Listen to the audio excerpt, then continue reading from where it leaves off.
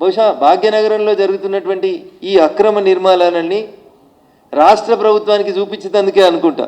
గత వారం 10 రోజులుగా వరుణదేవుడు ఇష్టానుసారంగా హైదరాబాద్కి వరదల్ని తీసుకొచ్చినాడు.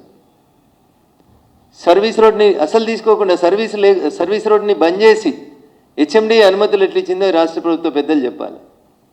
నాకేం అనుమానం వస్తుందంటే అప్పుడున్న వాళ్ళు ఏం చేసి అనుమతులు ఇచ్చిరని కాంగ్రెస్ అడిగిందో ఇప్పుడు కాంగ్రెస్లో మరి ముఖ్యమంత్రి గారు నోటీసులో ఉందా, లేదా నెంబర్ 2లు నెంబర్ 3లు అనుకుంటున్నటువంటి మంత్రులు ఏమన్నా మేనేజ్ చేసినారా, ఎట్లా అనుమతి వచ్చిందని చెప్పాలి. అన్న ఈ చిత్రం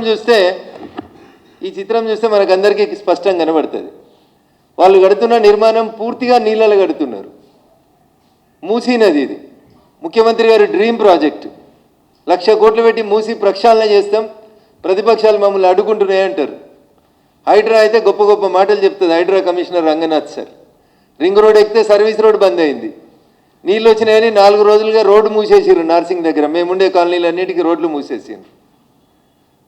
నీళ్లు మొత్తం ఇది ఒకవైపు నుంచి చూస్తే అన్న, రెండో వైపు నుంచి చూస్తే ఏరియల్ వ్యూ మీకు కనబడుతుంది. ఈ బంగ్లా చుట్టూ నీళ్ళే ఉన్నాయి, అన్ని దిశలో నీళ్ళే ఉన్నాయి. ఈ బంగ్లాకి పూర్తిగా ఎఫ్టీఎల్లో కట్టేస్తూ ఉన్నారు. ఇది అన్న మా మీడియా మిత్రులకు విజ్ఞప్తి, ఒక్కసారి మా ఇంటికి వచ్చి ఈ ప్రాంతాన్ని సందర్శించేందుకు పండుగ తెల్లారు రావాల్సింది కోరుతా ఉన్నాం. ఇక్కడ బేసికల్గా కొన్ని ప్రశ్నలు వస్తూ ఉన్నాయి. టీఆర్ఎస్ పర్మిషన్ ఇచ్చింది, మీరు వచ్చి ఆపేసారు. మళ్ళీ మీరు ఎందుకు అనుమతులు క్లియర్ చేసిర్రు? ఏ మంత్రి క్లియర్ చేసిండు? లేదా ముఖ్యమంత్రి గారు క్లియర్ చేసిర్రా? హెచ్ఎండి అధికారులు క్లియర్ చేసిర్రా? ఎంత డబ్బులు చేతులు మారినాయి?